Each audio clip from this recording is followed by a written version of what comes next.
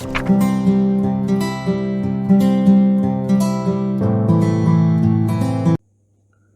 Everyone, teaching में आपका स्वागत है।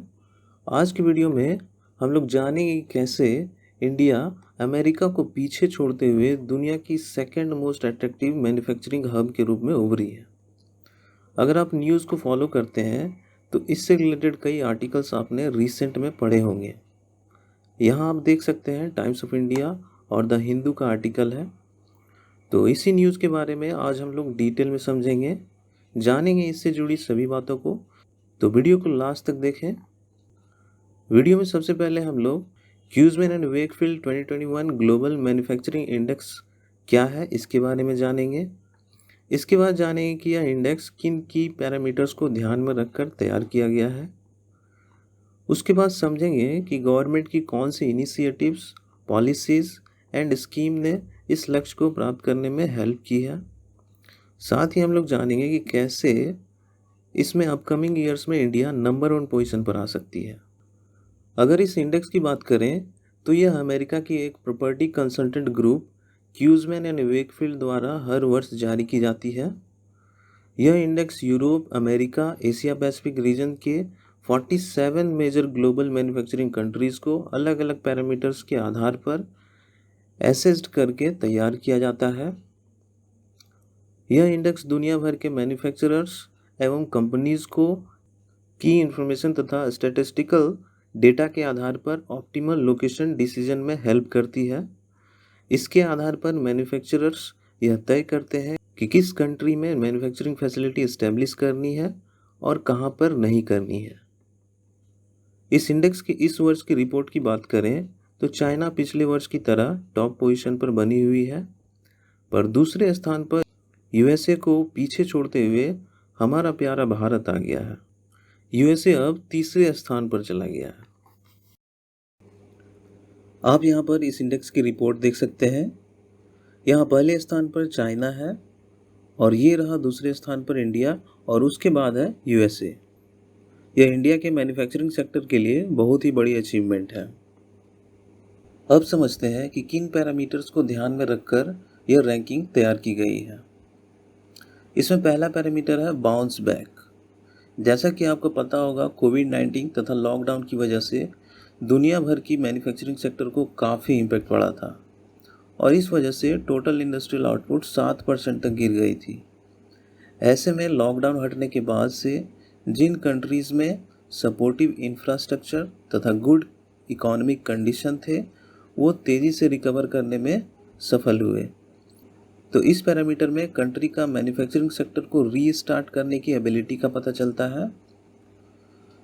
इसमें दूसरा पैरामीटर कंडीशंस है। कंडीशंस में वहाँ की business environment, availability of labour और एक्सेस ऑफ मार्केट को इंक्लूड किया गया है। तीसरा पैरामीटर कॉस्ट है। कॉस्ट में ऑपरेटिंग कॉस्ट को शामिल किया गया है। इसमें लेबर कॉस्ट, इलेक्ट्रिसिटी कॉस्ट और रियल एस्टेट कॉस्ट इंक्लूडेड है। चौथा पैरामीटर यहाँ पर रिस्क को ध्यान में रखा गया है। अगर रिस्क की बात करें तो पॉलिटिकल, इकोनॉमिक और इन्वायरमेंटल रिस्क को इंक्लूड किया गया है। अब हम लोग समझते हैं कि वो कौन से फैक्टर रिस्पॉन्सिबल थे इंडिया के रैंकिंग में सुधार के लिए।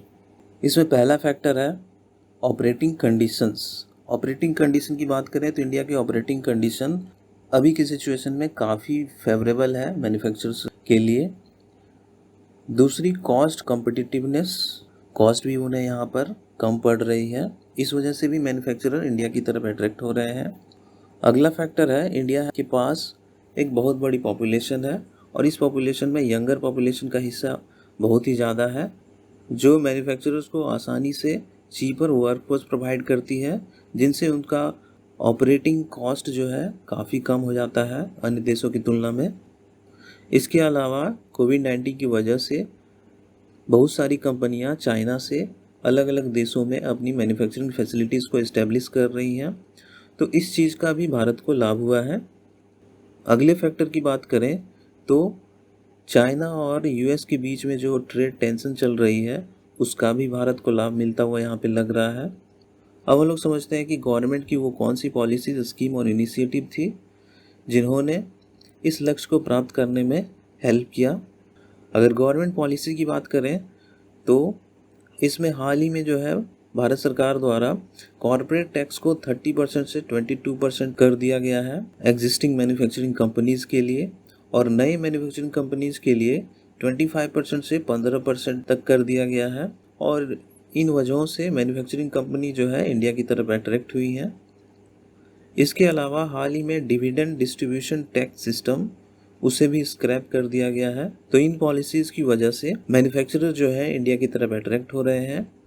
अगर इनिशिएटिव की बात करें तो skill India, make in India, national infrastructure NIP, credit guarantee scheme for the micro and small enterprises ASPIRE, PM employment generation programme, Aatmanirbhar Bharat programme, industrial corridor, ये सब चीज़ों ने भी ग्रोथ इकोसिस्टम को बढ़ावा देने में काफ़ी इम्पोर्टेंट रोल प्ले किया है और इंडिया को एक मैन्युफैक्चरिंग हब बनाने में हेल्प की है।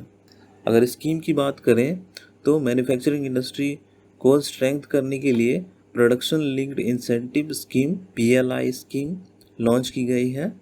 इसके अलावा scheme for the promotion of manufacturing of electronic component and semiconductor SPECS scheme भी लॉन्च की गई है।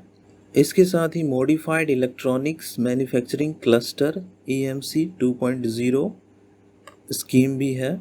इन स्कीम्स ने भी मैन्युफैक्चरिंग को बढ़ावा देने में एक इम्पॉर्टेंट रोल प्ले किया है। अब हम लोग लास्ट में देखते हैं कि कैसे इंडिया जो है आने वाले ईयर्स में चाइना को पीछे छोड़कर पहले पोजीशन पर आ सकती है। इसके लिए इंडिया को और भी ज़्यादा सुधार करने की ज़रूरत है और गवर्नमेंट जो है इसकी ओर ध्यान भी दे रही है। Indian government is looking into the investor friendly land reform to boost the manufacturing sector. Indian government इसके लिए बहुत सारे लैंड रिफॉर्म लाने की बारे में विचार कर रही है जो मैन्युफैक्चरिंग सेक्टर को और भी तेज़ी से बढ़ने में हेल्प करेंगे और आने वाले समय में इंडिया चाइना को भी पीछे छोड़कर नंबर 1 पोजीशन पर आ सकती है। इस पर आपका क्या ओपिनियन है कि इंडिया जो है चाइना को पीछे छोड़ सकती है कि नहीं इस सेक्टर में? आप हमें कमेंट सेक्शन में बता सकते हैं। और इसी नोट के साथ आज का वीडियो समाप्त होता है। वीडियो देखने के लिए बहुत बहुत धन्यवाद दोस्तों। अगर वीडियो अच्छा लगा तो इसे लाइक करें, शेयर करें, चैनल पर नए हैं तो इसे सब्सक्राइब कर लें ताकि फ्यूचर में हमारी वीडियो की आपको अपडेट सबसे पहले मिले। मिलते हैं एक और इंटरेस्टिंग वीडियो के साथ, तब तक के लिए stay safe and keep learning, keep growing.